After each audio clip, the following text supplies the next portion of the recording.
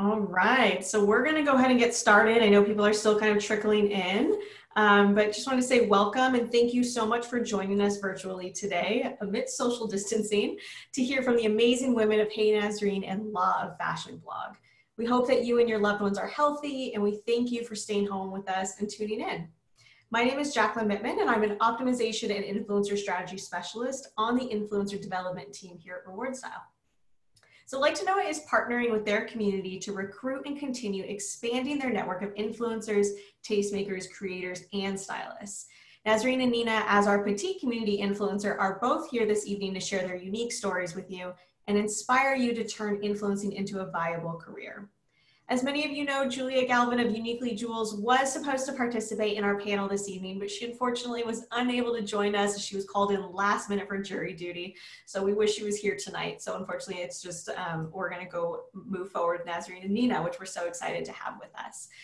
So during the panel, please feel free to submit any questions you may have via the Q&A function button that you'll see below in Zoom. And as we will be able to answer a few questions at the end. So please feel free to submit any questions that you have.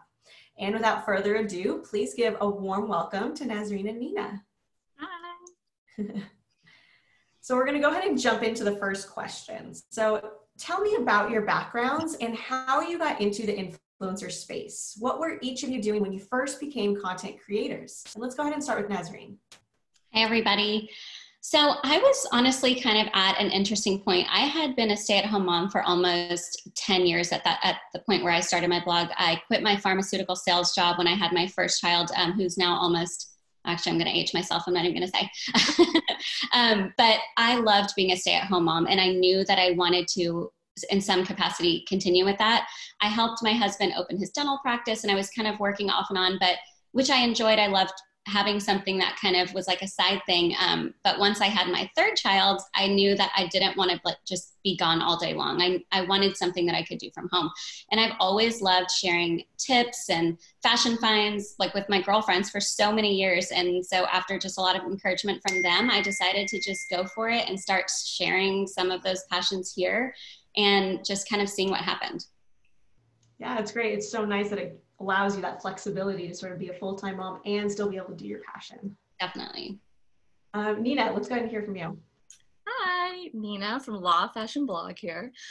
So the reason my name is Law Fashion Blog is because I've been a practicing attorney now since 2010. So in 2014, when I've been practicing law for 4 years in my small family law firm, I realized that I would spend all this time in the morning like doing my hair, my makeup, and getting dressed, and no one would see me except for my parents.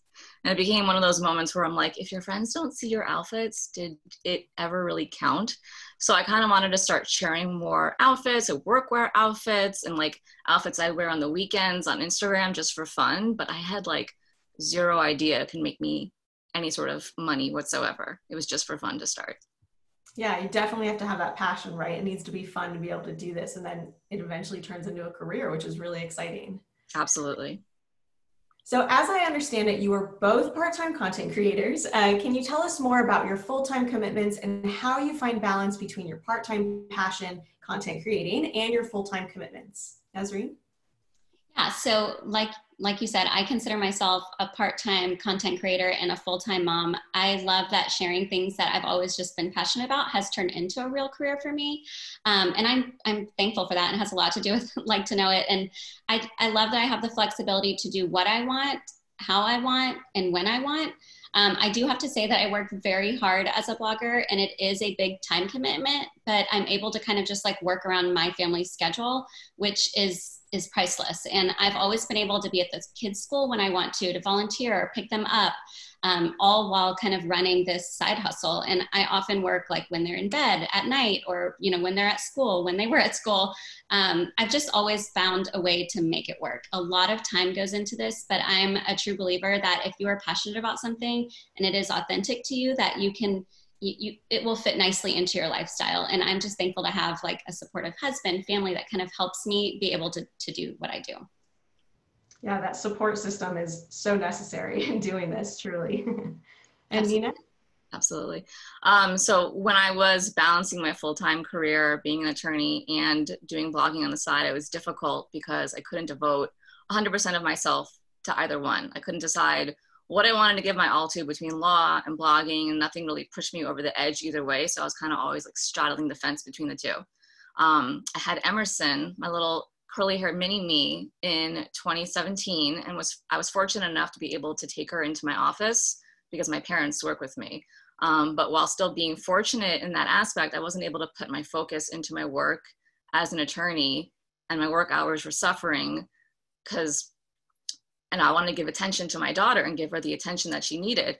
I might have my family at the office and they were helping me too, but I was trying to balance both, and it was all about scheduling. I would shoot a lot of outfits on the weekends. I would do it after work. I would like run out to my lunch break and be like, I'm going to get lunch. And then I end up like somehow shooting with a tripod in like a garage or something. Like it was a lot of work. But then in the summer of 2019, I started deciding to do a little bit more working from home and blogging 1 or 2 days a week. And then I noticed how much more I could really get done and how much more attention I could give my daughter while doing something that I really loved. And then I started kind of like involving her in my blogging world. And if you've seen my stories, like I had her in my try-on sessions in Target, and I do voiceovers for her, acting as if she's talking to me in what people call like a British accent. And I was just able to kind of get her more involved in my day-to-day. I still practice law, but I'm making blogging more of my main focus while still kind of putting law into it on the side.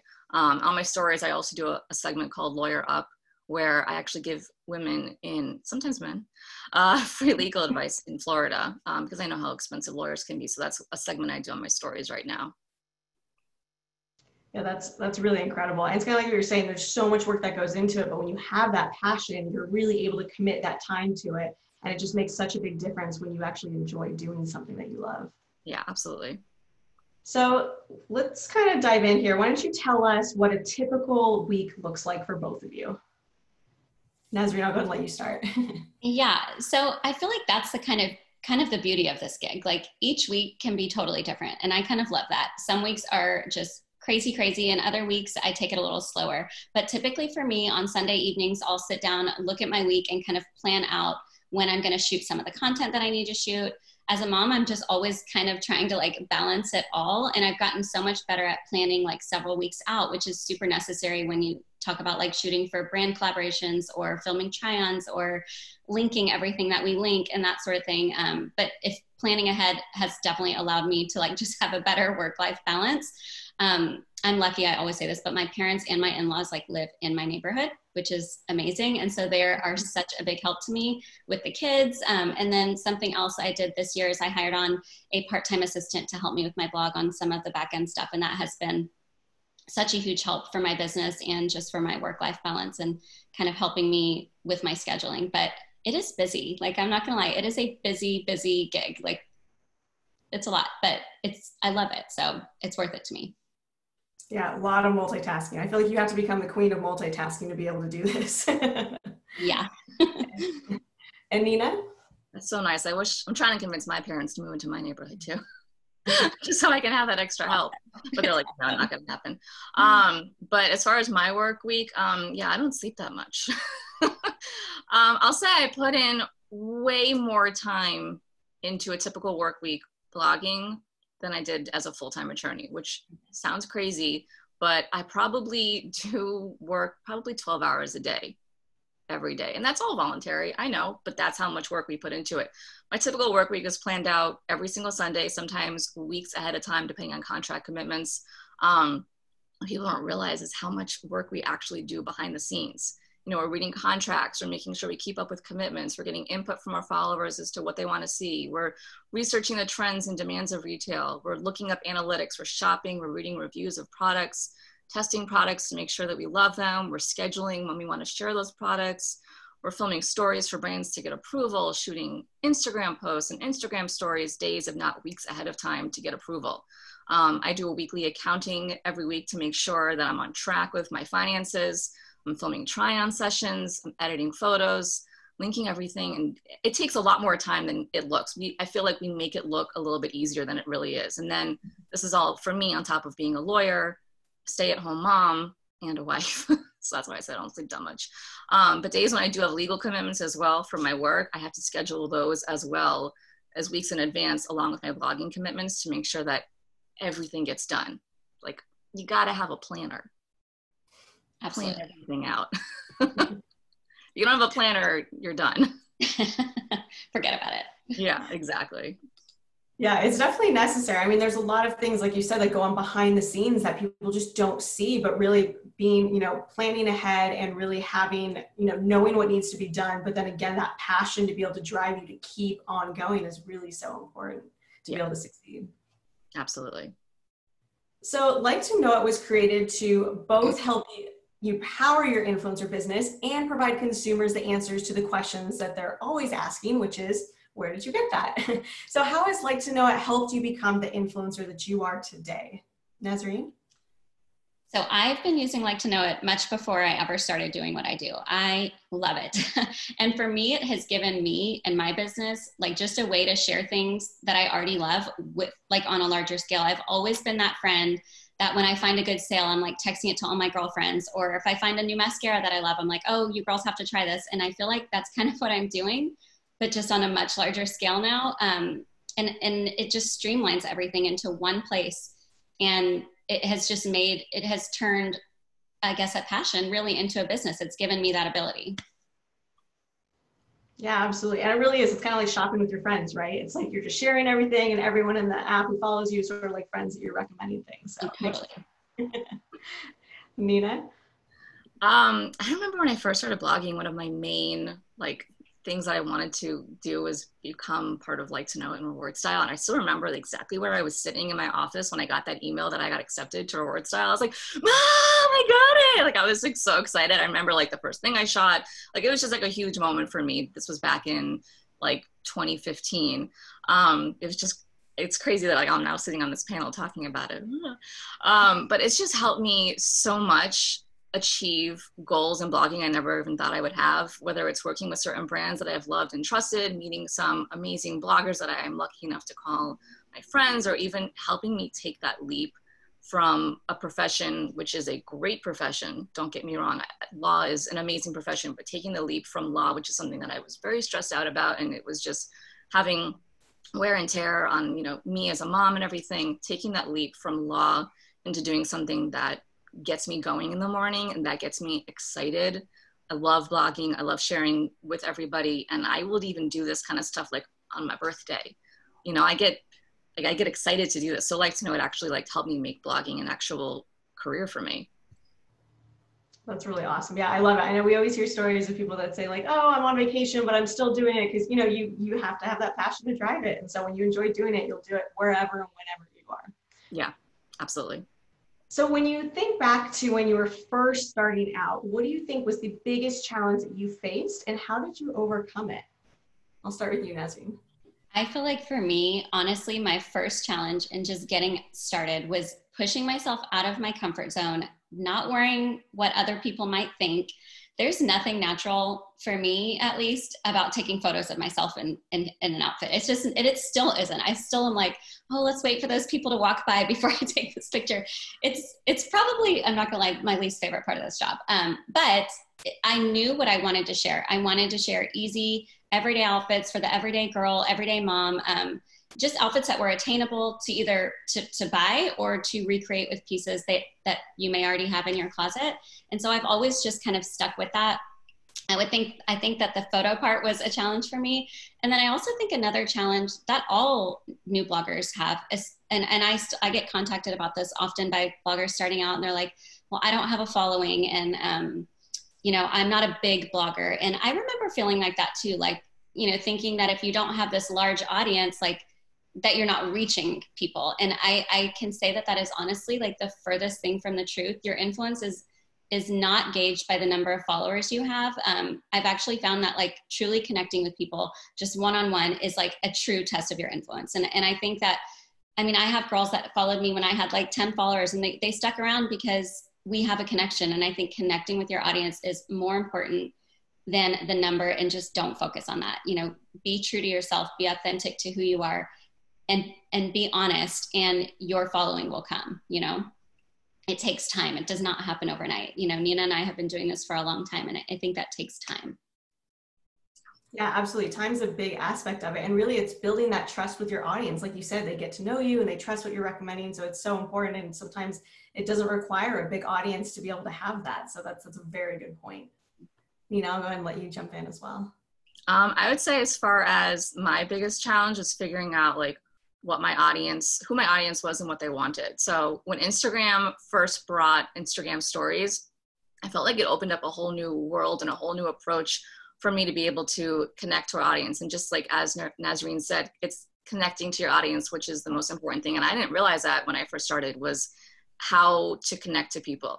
So through Instagram stories and direct messaging and like all the features that Instagram brought out, like all the bells and whistles with polls and everything, and you know, which one would you rather, I feel like I've discovered what my audience wants to see. And some things that some bloggers may not understand is what my audience wants may not be what your audience wants. What my audience wants may not be what Nasreen's audience wants. What, you know, what their family needs, what their budget needs, what their climates even. I mean, I'm in Florida. There's bloggers that are in, you know, Maine and New York. Like everybody has different needs. And I think it took me some time to realize that my audience was different from the next person. And now that I realize that, I feel like I have kind of like a little family, a little close-knit family. Absolutely. Yeah, that's a great way of looking at it. It really is like a family. And like we said before, it's almost like you have your friends that you're, you know, recommending things to, and it becomes a family element. And that's how they're able to really build that trust. And you're sort of able to have fun with it. Like you said, you do the voiceovers with your daughter, and it really brings you to life and makes you human as a person. And that's what really is so fun about being an influencer, truly. Yeah. I'm surprised she hasn't busted in on here yet. Don't jinx it. I know. Right. All right. So what advice would you give to someone interested in turning their love for storytelling and content creation into a successful business, brand, and career? And is there anything you wish you had known when you first started out? Nasreen? So first, I tell every blogger who is starting out, who messages me like, I'm thinking about it, just go for it. If you have even thought about it, just do it. Because I second guess myself. You will second guess. I still second guess myself. So that's not going to go away. Like, just go for it. If there is passion behind what you're doing, you will love this.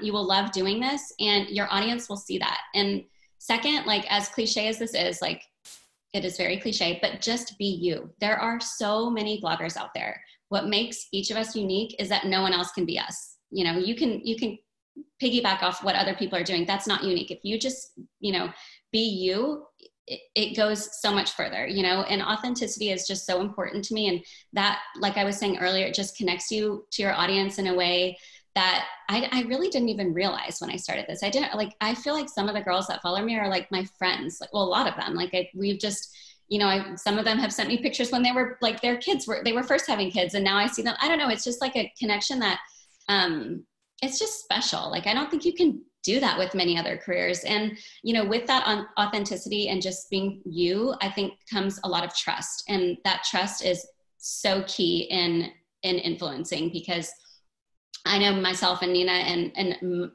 pretty much every blogger I'm friends with, that we would just never recommend purchasing something that we wouldn't spend our own money on. So just be honest, be authentic. And I think of my page truly as like a big network of girlfriends, sharing ideas, sharing tips. And just like I would with a small group of friends, it doesn't matter that there's, you know, thousands more. I'm sharing the same thing I would if there was 10 of us, if that makes sense. Yeah, it's a good point. And I mean, both of you touched on this now as far as like authenticity. It's so important because there really is an audience for everyone, and not everyone may be interested in the same thing. So just being you is like the best thing that you can do, and just going for it. So it's a really great point. Yeah. Nina, I'll let you go ahead and jump in too. I get the same DMs as Nasreen gets. And I always say this, like with any job, I'm like, do it because you love it, because it wakes you up in the morning. It gets you excited. Do it because it's your passion. Do it because you can't wait to wake up in the morning and get back to work. And if you decide to do it, like Nasreen said, you have to be 100% and be authentic. Be you. Be what sets you apart from other people. For me, like we've already talked about, it's like my silly voiceovers of my daughter acting as if she was speaking to me, to giving legal advice, to I created a butter scale where something might be 10 out of 10 on my butter scale to talk about softness, you know, and just lots of like laughing and having fun. So what I wish I had known in the beginning was to literally just be me. And I kind of felt like I was being who I thought I should be as a blogger versus who I really was, this community has really taught me like to embrace who I am, even embrace my curls. I haven't worn my hair curly since I was probably, oh my goodness, I would say maybe like 11 years old. I'm not even gonna tell you how old I am because I know most of you already know how old I am, but it's been a long time since I have embraced my curls. And I remember getting on stories with my hair curly, and I got so many messages from girls being like, oh my God, you should wear your hair curly more often. I never would have done that if it wasn't for this community. And now I'm rocking the curls. So it took me, yeah, because of this community and because of the messages that I've been getting and the support that I get from this community, I've realized how important it is to be you and to be who you are, setting yourself aside from everybody else, because it is a saturated community out there of people on Instagram. You've got to be who you are no matter what that is. Yeah, that's a good point. I mean, we hear that a lot, and a lot of people ask, is it oversaturated? Is it too late to get in the game? That's absolutely not true, because like we're talking about, there's really an audience for everyone, and everyone has something unique to bring to the table. So that's what's so cool about this industry and just being an influencer in general, is it doesn't matter how many people are out there doing this. There's always something that you can provide to help other people. So that's a great point. When I say oversaturated, I don't mean like there's too many bloggers, but I mean like there's too many of the people that are always trying to be like the other people. Yeah. You know, and like you have to be, if in this community, you have to be who you are versus what you think works, if that makes sense. Absolutely. So important. So influencing is about representation of your community and sharing who you are, kind of like what we were just talking about, and what your interests are, and inspiring and educating the people in your network and beyond. And as individuals with influence, is there anything you've learned or reflected upon, especially over the last few weeks, that you'd like to share with your communities and those who have tuned in tonight to hear from you? Nasreen? You know, yes, something I've thought about a lot more these last few months is, you know, yes, my page is a light space that I created for girls to come to have fun and feel good and get outfit inspo and get easy makeup tips. But it's also a platform that I have an opportunity to share important topics and that are happening in our communities. And I feel like that I found my voice a little bit more over the last few weeks. And I want to continue to build on that. I think 2020 has been like no other year for all of us. And I think many of us, including myself, have just learned and grown a lot. And I just want to continue to be a part of that growth and a part of that learning for everybody. So. Yeah, absolutely. Nina? I feel like social media has shown us how important it is to have a voice. We all have different voices, and that's what makes this platform so amazing. We all have different fashion senses, different sizes, different backgrounds. So why not be able to share our different voices about topics that are not only fun like fashion, but that are also seriously affecting our everyday? Because what most people are going through, most people are going through something different right now. And we as bloggers can't act like we're insulated from the world as if nothing is going on, you know, because that's not what our community is going through. What our community is going through is what we are going through. So we have to share that, you know, we're all going through kind of the same things, and we have to actually voice our opinions on what's going on. Absolutely. Well said. And thank you all for using your voices, speaking from your hearts, really sharing your learnings with each and every one of us. I think it's so important that we continue to have these conversations so we can all do better and learn and create meaningful change together. So thank you.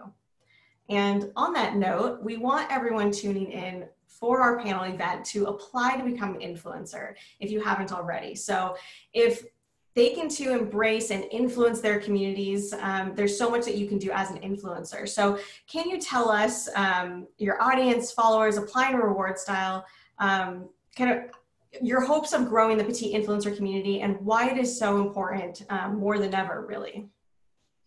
I think there's all body types need representation when it comes to what we do. I love the idea of petite girls, you know, to your point, having the confidence to just share their style and inspire other girls, even if they're not petite, you know, because I have a petite audience, but I also have a very, you know, totally all different body types. And I feel like they're still inspired by outfits in that way. And I can't tell you the number of conversations I've had with followers saying like, oh my gosh, I have never been able to find the perfect pair of jeans because I'm too short and I relate so much to you because of this or because of that. There's a definite need out there. for more representation. So just go for it. Yeah, I hear that. Under 5 foot, so finding jeans that fit. Nina, you go ahead and go. So I recently started putting my sizing information, like my height and my weight, sometimes like all my information into my try-on sessions and into the Like to Know It app. Ever since I started doing that, I've been receiving an outpouring of women appreciating that I share that information, that I share my measurements for my height and my weight, and that I'm embracing my booty and my big mama hips. You know, a lot of my beautiful followers have said that they have a similar build to me, and I'm hoping that they see this and they want to get in the field too. There are a lot of beautiful women in this field, and I feel like it's important to remember that beauty comes in all shapes and sizes, and they really appreciate that I'm able to share all the different types of measurements and how they can look so cute in the things that I'm wearing and the things that they're wearing too. Yeah, absolutely. And it's really providing that trust with your followers and audiences by being transparent with your sizing. It really just makes it a better shopping experience for those who are going to shop from your content. So it's really important and provides that trust that you actually are able to put that. So it's really great. Yeah, because if you don't put that, they're like, wait, how tall are you? I'm like, oh, I'm only 5 feet. They're like, oh, well, so that would work with me in this way. And then they're trying to like do the math. And I'm like, it helps. Right. Absolutely. Yeah. All right. Well, thank you so much again to each of you for sharing your unique stories about becoming an influencer and how you use your influence in not only the petite community, but beyond. I think we can all agree that with more influencers joining the community, the more opportunity to reach, connect, and inspire one another. So now I wanted to open it up to the audience for questions.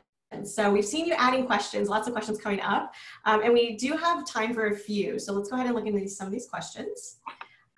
So the first question we have here says, I would love some tips on engagement, how to increase engagement and get my followers to get to the Like to Know It app. So I'll let one of you, if either one of you want to chime in on kind of what works for you and what your strategy is there.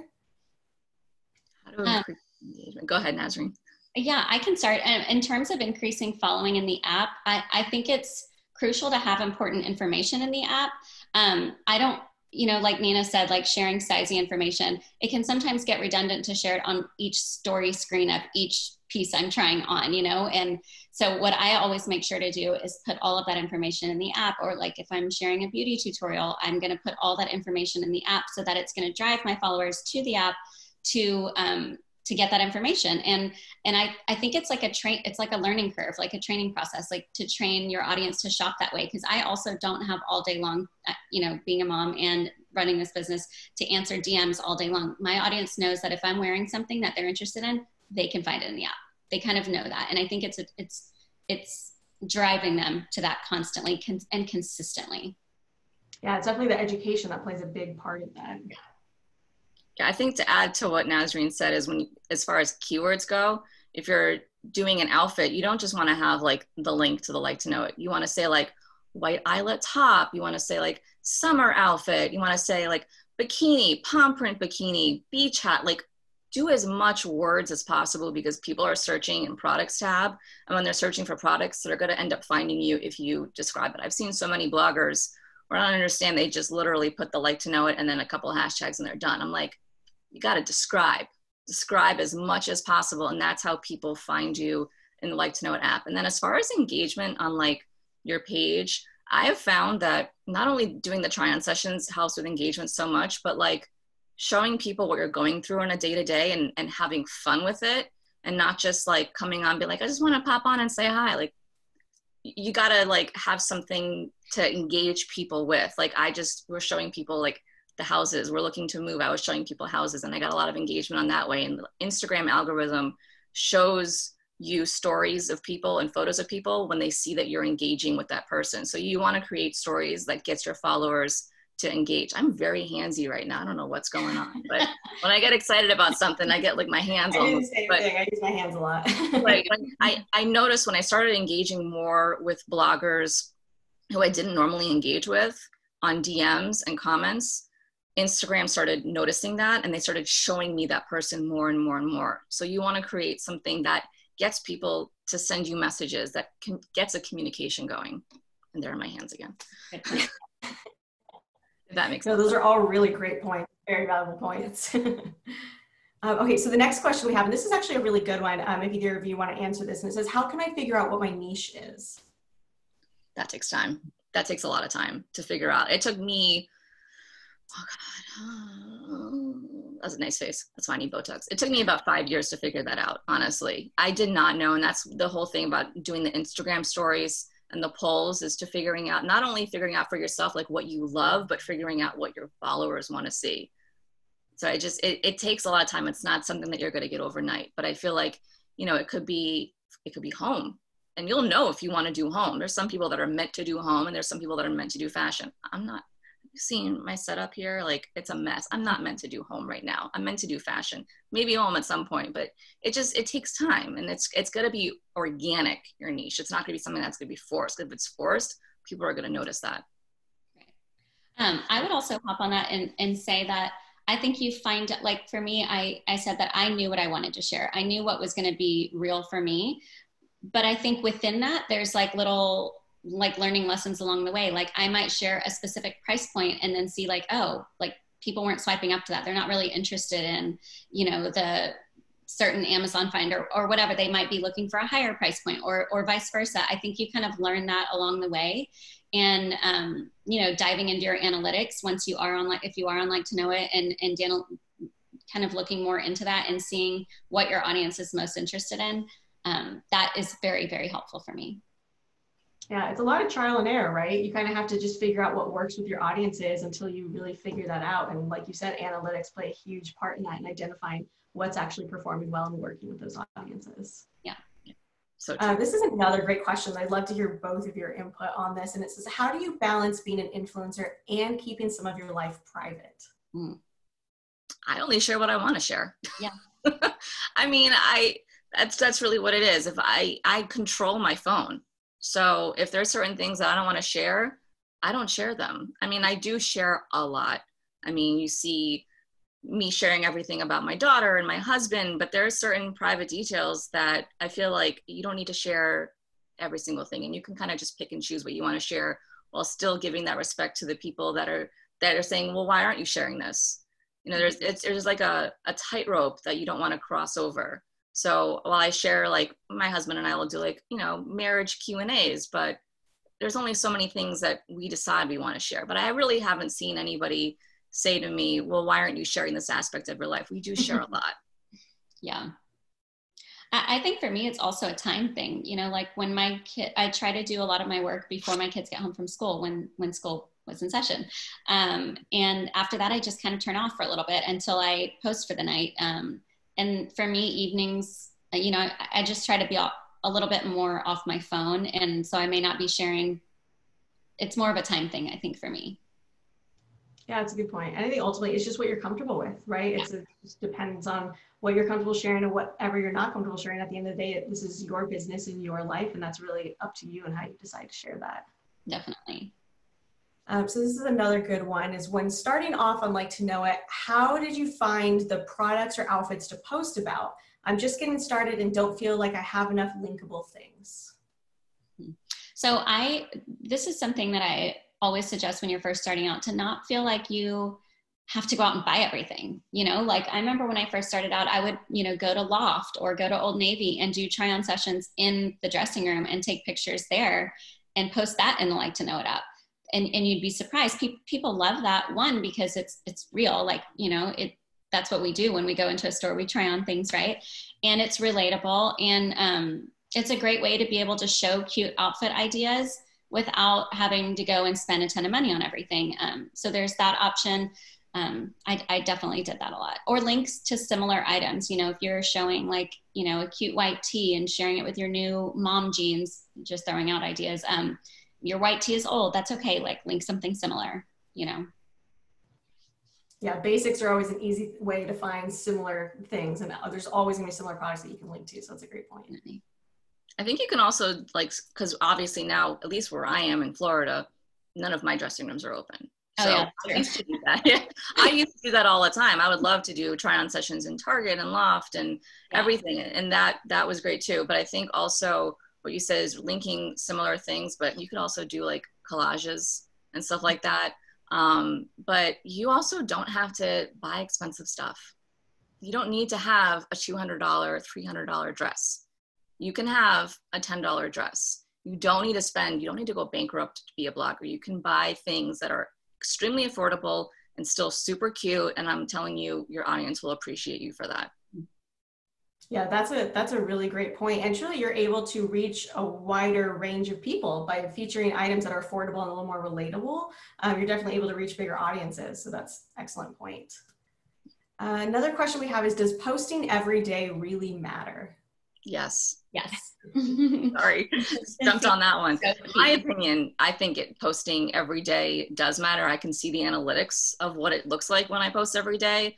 Not only posting a still photo on Instagram, but also posting Instagram stories and try-on sessions. We can see what it looks like and how many clicks we have and what sales. So, and it also is great for engagement. Again, we're just doing this because this is what we want to do. No one's telling us we have to do it. No, we don't have an employer saying this is what you have to do, but we can see for ourselves how it works in our business if we do post every day. So I think, in my opinion, I think posting every day, if you can do it, you should do it. I think consistency is so important.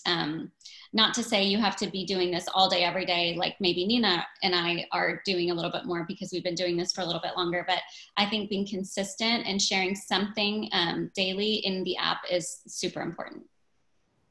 Yeah, absolutely.